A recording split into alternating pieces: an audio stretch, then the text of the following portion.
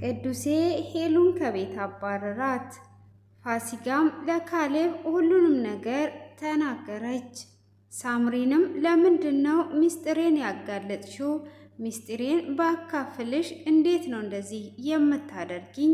ይሄው ከቅዱሴ ጋር ተጣላን፣ የማላቀው ችግር ውስጥ ገባው ብላ ትላታለች። ሰላም ሰላም! ውድ የተከበራችሁና የተወደዳችሁ የሙላት ዩቲዩብ ቻናል ተከታታዮች ሰላማችሁ ባላችሁበት ዓለም ዳርቻ በጥፍ ብዝት ይበልላችሁ እያልኩኝ ቀጣዩን ክፍል ይዤ ቀርቤያለሁ። እስከ መጨረሻ እንድትከታተሉኝ ስል በአክብሮት ጋበዝኳችሁ። ያለፈውን ክፍል ትንሽ ላስታውሳችሁ። ቅዱሴ የሄሉን ቪዲዮ ሁሉንም ነገር ካወቀ በኋላ ካሌብ ጋር ሄዶ ነበረ። ካሌብም ሚስትህ አንተ እንደምታውቃትና እንደምታምናት አይደለችም ብሎ ሲለው ያስከው ቪዲዮ በሱ ልታስፈራራት ነው ወይ በማለትም ካለው በኋላ ካሌብም ምን አይነት ውርደታምና ወንዶችን የምታዋርደ ይሄንን ሰምተ እንዴት ነው ከሷ ጋራ የምትኖረው በማለት ሲለውም ይሄን ብዙ ጊዜ አታስፈራራት፣ በቃ የተሳሳተችውም ነገር የሆነውም ሆነ ብሎት ካሌብም በዚህ ካልተፋታችሁ እኔ ደግሞ ሌላ ነገር አዘጋጃለሁ ብሎ ነበረ ከሱ ጋር የተለያየው። ሁሉም ቅዱሴን በዛ በቪዲዮ ነበር ለማስፈራራትና ሄሉ ከሌላ ሰው ጋር እንደሆነች ከነገሩት በኋላ ከሄሉ ጋር እንዲፋታ ሊያደርጉ አስበው ስለነበረ ይህንን ደግሞ ሳምሪ ሁሉንም ሚስጥሩን ለቅዱሴ ነግረው ነበር። ከዛም ወደ ቤት እንደተመለሰ ከሄሉ ጋር ሳይገናኝ ነበር ክፍሉ የተጠናቀቀው። ፋሲካም የእህቴን ንብረት እኔ ከመስኪ ተደብቄ ሁሉንም ነገር እኔ ወስዳለሁ፣ አንተ የምትፈልገውን እኔን ጠይቀኝ፣ ከዚህ ሁሉ መስኪን ገለልተኛ አደርጋታለሁ በማለትም ለካሌብም ነግረው ነበር። ካሌብም ከመንገዴ ውጪልኝ፣ እኔ ከፋሲካ ጋር ነው መስራት የምፈልገው ስላላት ይህ ነገር ወዴት እየሄደ ነው? እኔን ለብቻዬ ሊያወጡኝ ነው ወይ በማለትም እሷም የራሷን መንገድ ለመጀመር ፋሲካ ጋር እንደደረሰች ለምንድን ነው እኔን ገለልተኛ ያደረግሽኝ ብላ ስትላት እንዴ እቺ ሳምሪ ናት እንዴ ለካ የነገረችሽ በማለት ሳምሪን ለመቆጣት ስትል ነበር ክፍሉ የተጠናቀቀው። እሷም ቀጥታ ወደ ሳምሪ ጋር ትሄዳለች። ሳምሪንም እንቅ አድርጓ ይዛ እኔ ለማንም ሰው እንዳትተነፍሺ አላልኩሽም ወይ? ለምንድነው ለመስኪ ያለውን ነገር የነገርሻት? አለቅሽም፣ እገልሻለሁ። አሁን ሄደሽ ሁሉንም ነገር መስኪን ውሸት እንደሆነ ካላሳመንሻት አለቅሽም እያለቻት ሳለ ሳምሪ ምንድነው እሱ እንዳላወራ እኮ አነቅሽኝ፣ ምን እንድናገርልሽ ነው የምትፈልጊው? እኔ ለመስኪ ምንም የተናገርኩት ነገር የለም፣ ምንድነው እሱ ስትላት ከካሌብ ጋር እንዳየሽኝ እንዳትናገሪ ብዬሽ ለምን አባሽ ነው የተናገርሽው ብላ ቢላ ይዛ በዚህ ሆድሽን ሳልቀድሽ ሁሉንም ነገር አሁን ተናገሪ በማለትም እያስፈራራቻት ትገኝ ነበረ። እሷም እንደዛ ባለቻትም ሰዓት መስኪ ከኋላ ትመጣና ሳምሪ አይደለችም የነገረችኝ ካሌብ ነው በማለት ትመልስላታለች። እንዴት ነው እሱ እንደዚህ ያለሽ? እኔ እኮ ልደብቅሽ አስቤ ሳይሆን ሁሉንም ነገር ከጨረስኩ በኋላ ልነግርሽ ስለፈለግኩ ነው በማለትም ትላታለች። እሷም እንደዛ ባለቻትም ሰዓት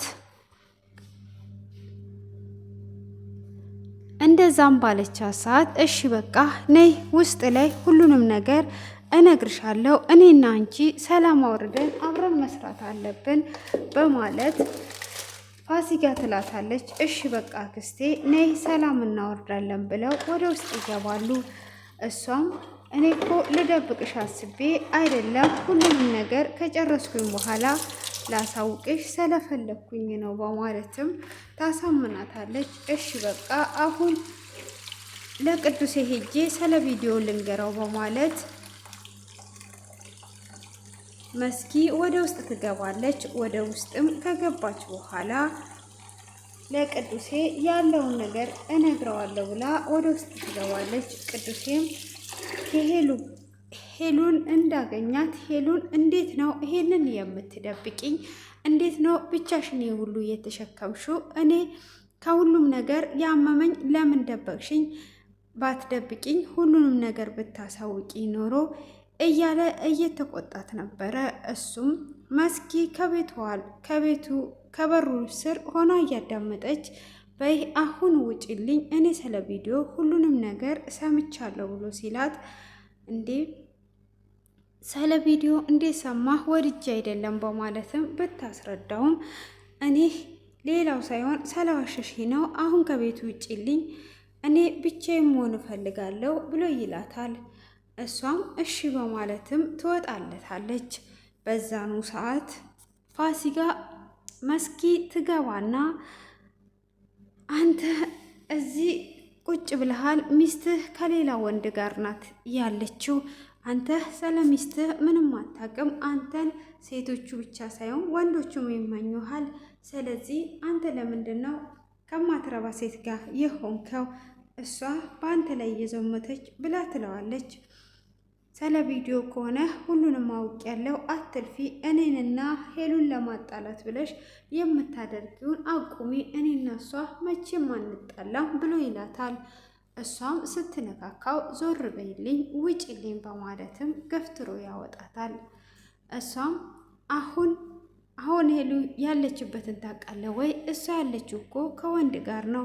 ስለዚህ የማታምነኝ ከሆነ ሄጄ መረጃ አመጣልሃለሁ ብላ ገፍትሮም ያወጣታል።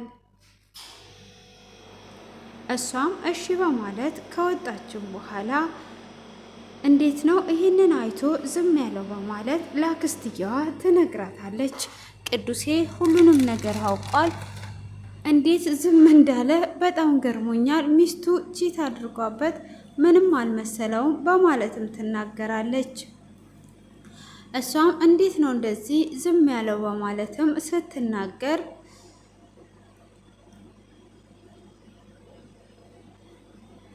ባክሽ ተይው፣ ሌላ ነገር ፈልገን እናለያያቸዋለን። ዋና መለያየታቸው ስለሆነ ሌላ ነገር እንፈልጋለን።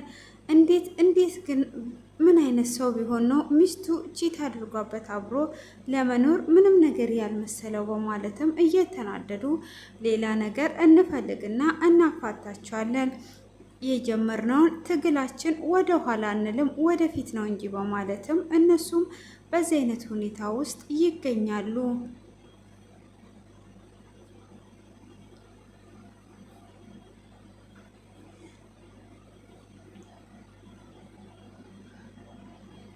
እንግዲህ እዚህ ጋር ከቤት ውጭልኝ ብሎ ሲላት ሄሉ ቀጥታ ወደ ሳምሪ ነበር ሄደችው። ሳምሪ እስከ ዛሬ ድረስ የለፋው ነውና የጣርነው ነገር ሁሉ ከንቱ ሆኗል፣ ምንም ማድረግ አንችልም። ቅዱሴ ሁሉንም ነገር አውቆታል፣ ቪዲዮንም አይቶታል በማለት ትነግራታለች። ሳምሪም እትዬ ተረጋጊ፣ ሁሉም ነገር ይስተካከላል በማለት ትመልስላታለች። ምንድነው የሚስተካከለው ነገር? ቅዱሴ እኮ ሁሉንም አወቀ፣ ማን እንደነገረው እኔ እንጃ፣ ቪዲዮንም አይቶታል በማለት ስትላት የነገረው ሌላ ሰው ሳይሆን እኔ ራሴ ነኝ የነገርኩት። አንቺ ተጨንቀሽ ሳይሽ አልቻልኩም። ካሌብና ቅዱሴ ሊገናኙ ስለተቀጣጠሩ ከቅዱሴ ከሚሰማው ከኛ ይስማ በማለት ነው የነገርኩትም በማለት ትናገራለች።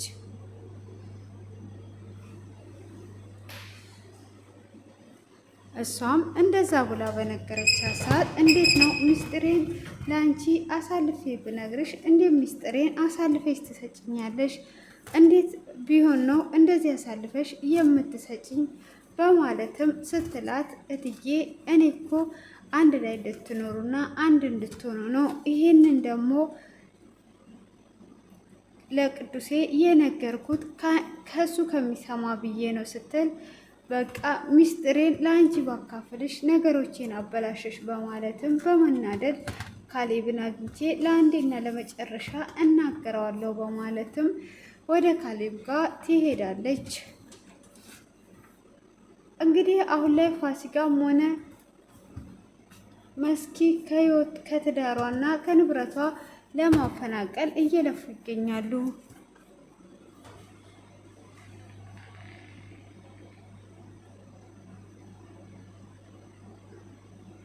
ፋሲካም ካሌብ ጋር ሄዳ ነበር። ከካሌብ ጋር ተደዋውለው ያለውን ነገር ልታወራው ከሄደች በኋላ ካሌብ ይኸው ያ የማይረባ ቪዲዮን እንኳን አይቶ ምንም ሊፋቱ አልቻሉም።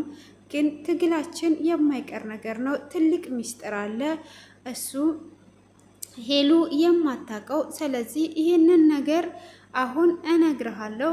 በዛ በጥንቃቄ ካደረግን ትዳሩ ይፋታሉ በማለትም ለካሌብ ትነግረዋለች። ካሌብም ምንድነው እሱ ንገሪ ሲላት እሱ ከዚህም በፊት መጀመሪያ ከእሷ ጋር ከመገናኘቱ በፊት ከሌላ ሴት ጋራ ነበረ፣ ጓደኛ ነበረችው። እሱም ልጅ አለው። ስለዚህ ያንን ለሄሉ አልነገራትም።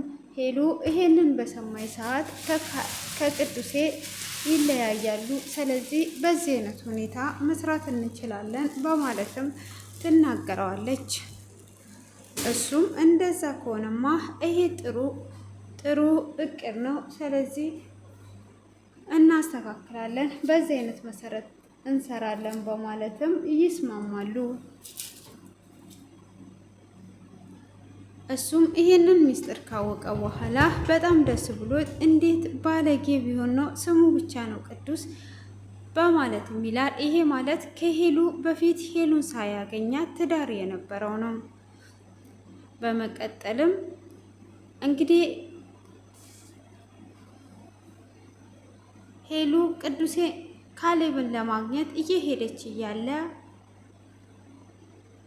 ፋሲካን ታገኛታለች። ፋሲካንም ምንድነው እዚህ ምሰሪው? ምን ልትሆኚ ነው የመጣሽው? በማለት ስትጠይቃት አይ እኔ እኮ በጣም ተናድጄ እንዴት ነው ካሌብ ባንቺ ላይ የሚዘምተው? ከካሌብ ጋራ አብረሽ የተኛሹ ከገዛ ጓደኛው ጋር እንዴት ነው ብዬ ቅዱሴ ሲነግረኝ በጣም ተናድጄ ካሌብን ለመቆጣትና ያለውን ነገር ለማወቅ ነው። በጣምም ተናድጄ ነበረ፣ ለዛ ነው የመጣሁት በማለት ታታልላታለች። አክስቴ እኔ እዚህ ነገር ውስጥ እንድትገቢ አልፈልግም፣ እኔ የራሴን ጉዳይ ራሴ ጨርሳለሁ ብላ ስትላትም እንዴት አንቺ ከሌላ ወንድ ጋር ልትተኝ ቻልሽ? ቅዱሴን ትተሽ? ስለዚህ ያለውን ለማወቅና ለመቆጣት ነው ስትላት አሁን ከመንገዴ ላይ ዞር በይልኝ፣ እንዴት እየሆንሽና ወዴት እየሄድሽ ነው ያለሽው? ስለዚህ እኔ ራሴ ነኝ የማናግረውና የራሴን ችግር የምፈታው እንጂ አንቺ ግን ምን ለመሆንና ምን ለማድረግ እያሰባችሁ ነው ብላ ትላታለች። እሷም ይሄ እንደዚህማ ከሆነ እናይበታለን በማለትም እንግዲህ ያንን አሁን ከመንገዴ ላይ ዞር በይልኝ በማለትም ከመንገዷ ላይ ዞር እንድትልላ ካረገች በኋላ ሄሉ ወደ ውስጥ ትገባለች። ሄሉም ወደ ውስጥ ከገባች በኋላ ካሌብን ታገኘውና ይሄ ምን አይነት ውርቀታ ወንድ ነው? ያን ሁሉ አይቶ ዝም አለሽ አይደል ወይ ሲላትም አንተ ከትዳሬ ውጣልኝ ብዬ ስለ እምቢ ያልከኛ ለአንዴና ለመጨረሻ ላስጠነቅቅ ነው የመጣሁት በማለትም ትናገረዋለች። እኔ በፍጹም አልተውሽም፣ የራሴ እስካደርግሽ ድረስ ያ ሁሉ መንገድ ለአንቺ ብዬ አገሬን ለቅቄ እስከ መጣው ድረስ በማለትም ይናገራታል። በፍቅር እምቢ ሰላልሽኝ አሁን በግድ ነው የራሴ ማደርግሽ ብሎ ይላታል። እንደዛ ምንም ቢሆን ማድረግ አትችልም። ስለዚህ ለአንዴና ለመጨረሻ ከህይወቴ ውስጥ ታልኝ፣ ህይወቴን አትረብሽብኝ በማለትም ታስጠነቅቀዋለች። እሱም እንደዛ በምትለው ሰዓት አንቺ ለቅዱሴ የምትገቢ ሴት አይደለሽም። ቅዱሴ ቆሻሻ ነው። አንቺ እንደምታውቂው አይደለም። ብዙ ነገር የደበቀሽ ነገር አለ። ስለዚህ አንቺ እኔን ይቅርታ ብለሽ እግሬ ላይ ወድቀሽ ወደ እኔ እስክትመጪ ድረስ መቼም ቢሆን አልተውሽም። ስለ ቅዱሴ ብዙ የደበቀሽ ቆሻሻ ነገር አለ ብሎ ሲላት፣ ቅዱሴ ምንም ነገር አይደብቀኝም፣ ምንም ነገር ከኔዋ ላይ የሚያደርገው የለም። ስለዚህ ምንም አትልፋ፣ እኔና ቅዱሴ ምንም ቢሆን አንለያይም በማለት ትመልስለታለች። እሱም ትለያያላችሁ እኔ ከምነግርሽ የተነሳ እሱም ከደበቅሽ የተነሳ ከዛን እኔ ለምነሽ ወደ እኔ ትመጫለሽም እያላት ነው። እሺ ምንድን ነው እሱ ያደረገው ነገር ንገረኝ በማለትም ስትጠይቀው እሱም ሊነግራት ሲል ክፍሉ በዚህ ተጠናቋል። ውድ የተከበራችሁና የተወደዳችሁ የሙላት ቤተሰቦች ሰላማችሁ ባላችሁበት ዓለም ዳርቻ ይብዛላችሁ እያልኩኝ እስቲ እዚህ ጋር ስለነ አብርሽና ሩታ እናውራ እስቲ ትንሽ። እንግዲህ አሁን ላይ ሩታ በአራስ ቤት አጠር ብሎ ረዘም ያለ ልጅ መጥቷል ማለት ነው። ለእርዳታ ሊወስዳት እና አራሶቹን ማግባት ጀምረዋል ማለት ነው። እንግዲህ አብርሽ ደግሞ አናትን ካልኮረኮንኩ እያለ ይገኛል ማለት ነው። እና ውብዬም ደግሞ እንግዲህ አሁን ላይ ውብዬ ናቲ ከቤት ወጥቷል ማለት ነው። እንግዲህ በመንፈስ በውቃቢ በሰይጣን ምናምን ነው የሚያምኑት። ለምንድን ነው የሚያምኑት ብዬ ያልኳችሁ መሰላችሁ? እንግዲህ አንዲት ሴት መታ የሆነ ሽቶ የሚመስል ነገር ነፍታ ናቲን እንደወሰደችው ነው እየሰሩ ያሉት ማለት ነው። እንግዲህ ከእግዚአብሔር የሚበልጥ ነገር የለም ብዬ ነው እኔ ማምነው ማለት ነው። ጌታን ከያዝኩኝ ምንም አይነት ነገር ቢረጩ ቢረጫጩ እኔ ከዛ ቦታ ፈቀቅ የሚያደርገኝ ነገር የለም። የኢየሱስ ልጅ ስለሆንኩኝ ማለት ነው። ለምን ሰማይንና ምድርን የዘረጋው አንድ ኃያል ጌታ እያለ በዚህ አይነት ይሄ በዓለማዊ ክልሽፍ ባለ ነገር የማይመስል ነገር እንደዚህ ከሆነ እኮ አንድ ሴት አንድን ወንድ ከወደደች ወይም ደግሞ አንድ ወንድ አንድን ሴት ከወደደ በዚህ አይነት መልኩ ትዳር ይፋታል ማለት ነው። የእነሱ ብቻ ሳይሆን ለሚመጣው ትውልድ ላሉት ትውልዶች እንደዚህ አይነት የማይረባ ነገር ማስተማር ማለት በጣም የዘቀጠ እና የወረደ ነው። በዚህ አይነት ነገር ነው የምናምነው ማለታቸው እኮ ነው። ያ ነገር ካላመናችሁት ካልተቀበላችሁ እና እግዚአብሔር አምላክ ልቦና ይስጠን። በጣም ገርሞኛል። ያው የነሩታ ግን ፈታ አድርጎኛል። በጣም ፈታ አድርጎኛል። ሩታ እንደዛ ማድረጓ ፈታ አድርጎኛል። ህመሟን ማሳየቷ ማለት እሷን እያመማት የነበረውን አብርሽ ሰላመመው እሱ ጋር ተመችቶኛል። ግን ይሄ በጣም ነው ያመመኝ። እንትን ሴጣን እንደዚህ ከሆነ እኮ ምኑን እምነት የላቸውም ማለት ነው። ሴጣን አምላኪዎች ናቸው ማለት ነው። እና ስለዚህ እንግዲህ ሩታ ይሄንን አስተምራናለች። አራስ መሆናችሁ ማግባት እንደምትችሉ እና ነፍሰ ጡሩም የቸገረው ነፍሰ ጡር ያገባሉ የሆነ የሚባል ተረት አለና ይሄ ልጅ ሚስታቶ አራስ ማግባት ጀምሯል ማለት ነው። ተረትን በዚህ ጀምሩ እንዴ! ልጁ ክርስትና ተነስቷል እንዴ? ክርስትና ሲነሳ እኮ አላሳዩ ነው። ወንድ በ40 ቀን ነው አልተባለም እንዴ? እኔ እኮ ጥያቄ አላጣም። የሚገርማችሁ ነገር ወንድ በ40 ቀን ነበረ፣ ግን የነሱ ሲነሳ ምናምን አላየንም። እና አብርሽ እንግዲህ አይዞ ሶፍት እኮ ቢኖር ጥሩ ነበረ። ሶፍት የለም ሲጠርግ አላየሁትም። በቃ ሲፎክር ብቻ ነው። እሷንም ገፍተርተር ሲያደርጋት ያየሁትና እንዴት ነው እሱ ወዴት ነው እንግዲህ ሰሞኑን ሞቅ ደመቅ ሸብረቅረቅ ብሏል ሚዲያው። እንዴት ነው በወጣቶች ማለት ነው እንግዲህ አዲስ ዩቱበሮች እንደኛ አይነቶች ለወደፊት እንዴት ነው ብቻ በጣም ከሚያናድደው ፓርቲ ያ ነው። እግዚአብሔር ልቦና ይስጣችሁ። የምታምኑት እምነት ፈጣሪን ብቻ አመኑ ማለት ነው። በምታምኑት ፈጣሪያችሁን ብቻ ሰማይንና ምድርን የዘረጋ የኮተታ ኮተት ይሄ በሰው ሰራሽ አትመኑ። እግዚአብሔር ልብ ይስጣችሁ፣ ልቦና ይስጣችሁ። አረ በጣም የሚያስጠላ ነገር ሆ ጌታ ሆይ ይቅር በለን።